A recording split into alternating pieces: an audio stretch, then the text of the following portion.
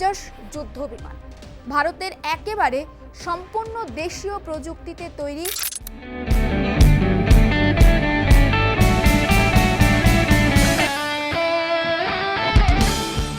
4000 KG আগ্নেয়াস্ত্র নিয়ে এই ফাইটার জেট কিন্তু উঠতে পারে।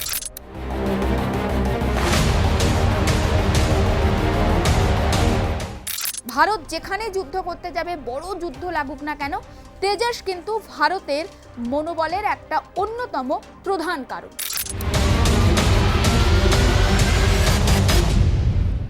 তেজসকে ভারতের সামরিক খাতে নিউক্লিয়াস বলা হয়। কেন তেজস যুদ্ধ বিমান নিয়ে ভারত এতটা গর্ব করে?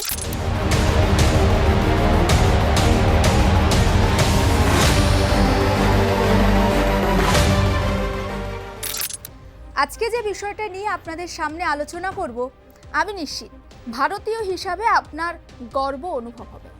আলোচনায় যাব, তবে তার আগে খুব একটা ছোট্ট উদাহরণ দিতে চাই। ভারতের বিদেশমন্ত্রী এস জয়শঙ্কর সম্প্রতি আইআইটি মাদ্রাজ গিয়েছিলেন। সেখানে একাধিক প্রশ্নের সম্মুখীন হতে হয় তাকে, এবং ছাত্ররা প্রশ্ন করেছিলেন বিদেশমন্ত্রীকে, ভারতের প্রতিবেশীদের সম্পর্কে আপনার ঠিক কী ধারণা রয়েছে। তখন এস জয়শঙ্কর জানিয়েছিলেন, ভারতের দু ধরনের প্রতিবেশী রয়েছে, ব্যাড নেইবার্স আর গুড নেইবার্স। ব্যাড নেইবার্সের উদাহরণ হিসেবে তিনি বলেছিলেন, যদি তোমরা পশ্চিম দিকে তাকাও, অর্থাৎ ভারতের পশ্চিম দিকে তাকাও, তাহলে তোমরা বুঝতে পারবে যে ভারতের ব্যাড নেইবার্সরা সেখানে রয়েছে। ভারতের পশ্চিম দিকে কি রয়েছে? পাকিস্তান। এবং তিনি স্পষ্ট করে বলেছিলেন, ভারতের পশ্চিম দিকে যে নেইবার্সরা রয়েছে তারা তো ব্যাড বটেই, কিন্তু তারা জঙ্গি প্রডিউস করে, আর ভারত থেকে গুড নেইবারলি বিহেভিয়ার তারা প্রত্যাশা করে। এটা তো কোনোদিনও সম্ভব নয়। এটা তো গেল পাকিস্তানের কথা। আমরা জানি যে পাকিস্তান একেবারে জঙ্গিদের আতুর ঘর বলা যেতে পারে, এবং জঙ্গিদের তারা জন্মদাতা দেশও বলা যেতে পারে। পাকিস্তান ভারতের ওপর বারবার আঘাত এনেছে। পহেলগাঁও ঘটনা তার সাম্প্রতিকতম উদাহরণ। ভারত জবাব দিয়েছে অপারেশন সিঁদুরের মাধ্যমে, সেটাও আমরা জানি।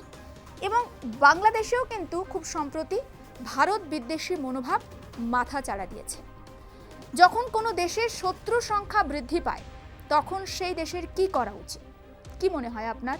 হাত গুটিয়ে বসে থাকা উচিত? ভাবা উচিত যে আমি কি পদক্ষেপ নেব, কিভাবে শত্রুদের মোকাবিলা করব? না, ভারত কিন্তু হাত গুটিয়ে বসে নেই, ঘর গোছাচ্ছে। কিভাবে ঘর গোছাচ্ছে? বিভিন্ন অস্ত্রশস্ত্র সামরিক খাতে মজুত করছে। দেখুন, 2026-এ এসে কোনো দেশ চাইবে না হঠাৎ করে কোনো দেশের ওপর আক্রমণ করতে, কারণ যুদ্ধ মানে কি আমরা প্রত্যেকেই জানি, প্রাণহানি, প্রচুর ক্ষয়ক্ষতি। আলটিমেট সলিউশন হয় কি না রাশিয়া ইউক্রেন দিয়ে আপনারা বুঝতে পারছেন। 3 বছরের বেশি সময় হতে চলল, এখনো পর্যন্ত যুদ্ধ থামেনি। ঠাড়ে ঠোড়ে আক্রমণ হয়েই যাচ্ছে। ইউক্রেন কার্যত একটা শ্মশান ভূমিতে পরিণত হয়েছে।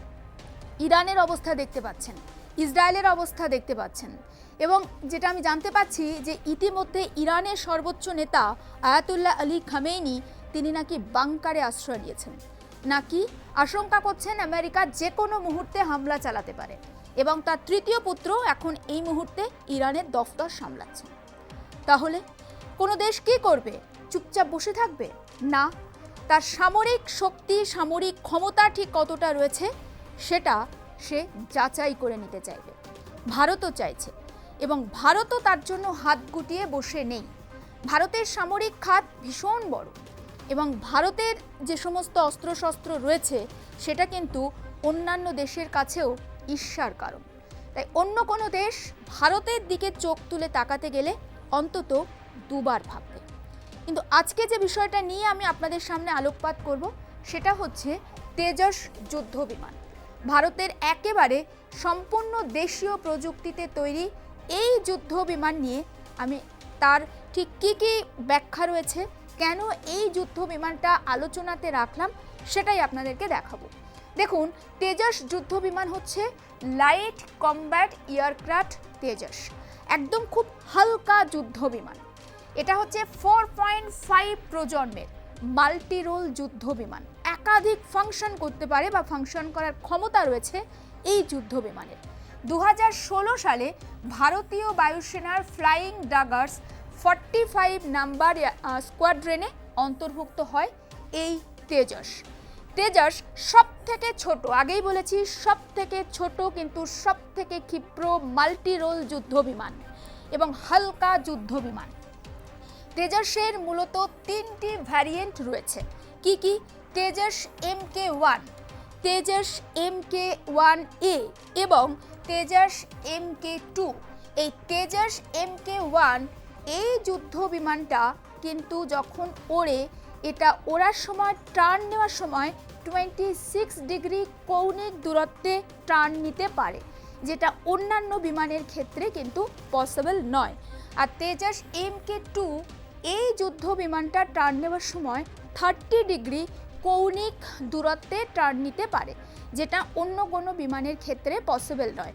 যদি তারা এতটা অল্প জায়গার মধ্যে টার্ন নিতে যায় তাহলে কিন্তু দুর্ঘটনার সম্মুখীন হওয়ার সম্ভাবনা প্রবল। আমরা আর কি জানি?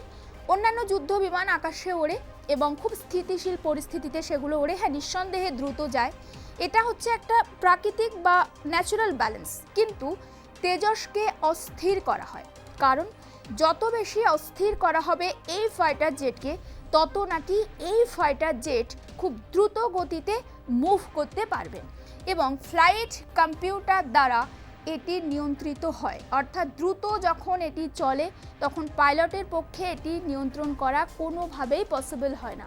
তাই 4টি ফ্লাইট কম্পিউটার মস্তিষ্ক দ্বারা এই তেজস যুদ্ধ বিমানটা কন্ট্রোল করা হয় এবং তাদেরকে বলা হয় ডিজিটাল মস্তিষ্ক, যেটা সেকেন্ডে 40 বার করে মুভ করে বা পাক খায়, যেমনটা বলা হচ্ছে বিভিন্ন তথ্যে উঠে এসেছে তেজস সম্পর্কে। এটা ফার্স্ট স্লাইডে আমি রেখেছি, দ্বিতীয় স্লাইডে আরও কী কী ইনফরমেশন তেজস সম্পর্কে দেখাবো। ইঞ্জিন এবং একজন পাইলট নিয়ে সর্বাধিক পেলোড 4000 কেজি, অর্থাৎ 4000 কেজি আগ্নেয়াস্ত্র নিয়ে তেজস যুদ্ধ বিমান কিন্তু উড়তে পারে। ভাবতে পারছেন? 4000 কেজি আগ্নেয়াস্ত্র নিয়ে এই ফাইটার জেট কিন্তু উড়তে পারে এবং টেক অফের সময় সর্বাধিক ওজন থাকতে পারে 13,300 কেজি। ভাবুন একবার। তৃতীয় স্লাইডটা দেখুন। তেজস যুদ্ধ বিমানের স্বপ্ন বোনার কাজ ভারত শুরু করেছিল 1983-1984 সালে এবং 2003 সালে সরকারিভাবে এই যুদ্ধ বিমানের যে একটা স্বপ্ন ভারত বুনছিল তার কি নাম হবে, 2003 সালে সরকারিভাবে নাম দেওয়া হয় তেজস। এই তেজস কিন্তু একটা সময় আমেরিকার সঙ্গে বা আমেরিকা যুদ্ধ বিমানের সঙ্গে যুক্ত ছিল, বা এই যুদ্ধ বিমানের সঙ্গে আমেরিকা যুক্ত ছিল এটা বলতে পারেন। কিন্তু 1998 সালে পরমাণু পরীক্ষার পরে সেই ছবিটা বদলে গিয়ে আমেরিকা সেখান থেকে সরে যায়। তারপর ভারতের গর্ব হয়ে ওঠে এই তেজস যুদ্ধ বিমান। একেবারে সোজা ভাষায় বলতে গেলে ভারতের যুদ্ধ বিমানের হৃৎপিণ্ড এবং নিউক্লিয়াস বলা হয় এই তেজস যুদ্ধ বিমানকে। ভারত যেখানে যুদ্ধ করতে যাবে, বড় যুদ্ধ লাগুক না কেন, তেজস কিন্তু ভারতের মনোবলের একটা অন্যতম প্রধান কারণ। চতুর্থ স্লাইডে দেখুন। তেজস যুদ্ধ বিমানের সেফটি রেকর্ড দুর্ধর্ষ, অর্থাৎ তেজস যে যুদ্ধক্ষেত্রে গেল তারপর সেটি ধ্বংস হলো তেমনটা কিন্তু নয়, রেকর্ড কিন্তু সে কথা বলছে না। 24 বছরের ইতিহাসে মাত্র 2 বার ভেঙে পড়েছে এই যুদ্ধ বিমান, তাও কবে কবে? প্রথমবার 2024 সালের মার্চ মাসে রাজস্থানের জয়সলমীরে এই যে ক্র্যাশটা হয়েছিল ইঞ্জিনের গোলযোগের কারণে, সেই সময় তেজস ক্ষতিগ্রস্ত হয়েছিল, কিন্তু যিনি পাইলট ছিলেন তিনি খুব সেফলি সেখান থেকে নেমে আসতে পেরেছিলেন।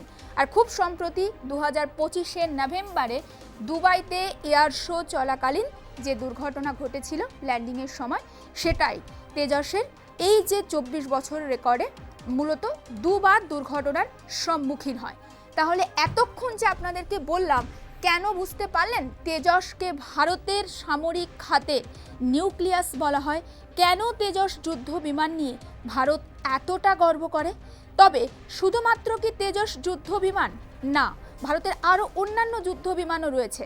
একটা একটা কথা জানিয়ে রাখি, যে দেশের কাছে যত বেশি সামরিক সরঞ্জাম রয়েছে সেই দেশের দিকে তাকানোর আগে কিন্তু শত্রুপক্ষ অন্তত দুবার ভাববে যে আমি ওই দেশের দিকে তাকাবো কিনা।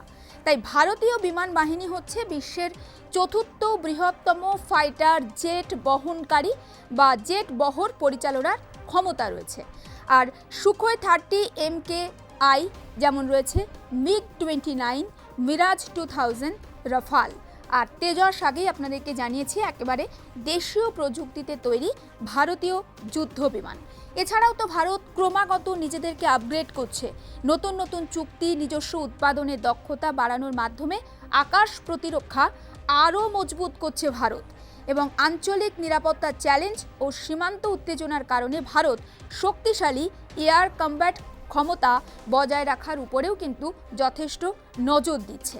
ভারতীয় বায়ুসেনা তার শক্তি এবং আধুনিক অস্ত্রের জন্য পরিচিত, আমরা প্রত্যেকেই জানি। আরও একটা ইনফরমেশন আপনাদেরকে দিই এই তেজস সম্পর্কে। তেজস যুদ্ধ বিমান ব্যবহারের জন্য কিন্তু শত্রু সেনার যে র্যাডার জ্যামিং, রেডিও যোগাযোগ ব্যবস্থা বিকল করা এবং বিদ্যুৎ বা বৈদ্যুতিন যুদ্ধ ব্যবস্থা অর্থাৎ ইলেকট্রনিক ওয়ারফেয়ার সিস্টেমকে অকার্যকর করে দেওয়ার এক অভিনব রক্ষা কবচ ইতিমধ্যেই উদ্ভাবন করেছে ডিআরডিও। আমেরিকার এয়ারবোন ওয়ার্নিং অ্যান্ড কন্ট্রোল সিস্টেমের অনুকরণে নির্মিত এই এয়ারবোন ইলেকট্রনিক ওয়ারফেয়ার সিস্টেমের নাম দেওয়া হয়েছে স্বয়ং রক্ষা কবচ। এই ব্যবস্থায় একটি বিমানবাহিত ইন্টিগ্রেটেড র্যাডার ওয়ার্নিং রিসিভার রয়েছে, যা শত্রু র্যাডারকে জ্যাম করতে সক্ষম। এছাড়া স্বয়ং রক্ষা কবচের র্যাডার শত্রুপক্ষের ছোড়া ক্ষেপণাস্ত্র সংক্রান্ত আগাম সতর্কবার্তা কিন্তু পৌঁছে দিতে সক্ষম। ফলে মাদারশিপ হিসেবে তেজস মার্ক 1 ব্যবহার করা হলে তা থেকে শত্রুর নজরদারি এবং প্রত্যাঘাত এড়িয়ে ঘাতক ড্রোনের বহর হামলা চালাতে পারবে। তাই বুঝে শুনে ভারতের দিকে চোখ তুলতে হবে অবশ্যই ভারতের যারা শত্রু রয়েছে তাদেরকে। আর ভারতবাসী হিসাবে নিঃসন্দেহে গর্বের জায়গায় রয়েছে তেজস যুদ্ধ বিমান। আর অন্যান্য সমস্ত খবরের জন্য আপনি নজর রাখুন আর প্লাস নিউজ ডিজিটাল।